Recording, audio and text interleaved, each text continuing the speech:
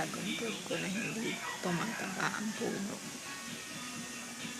Napakapayat ng puno, guys. Paano magbubunga to? Bubunga kaya yan? Mabubulaklak kaya?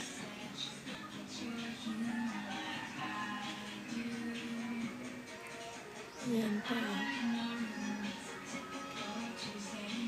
Hindi siya tumataba, maliit.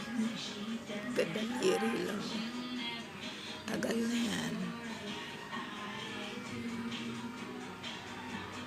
Siguro nasa 1 year na.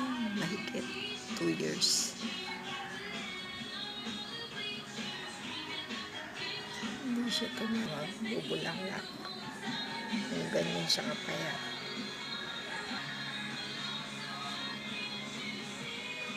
Lilipat ko nga yan.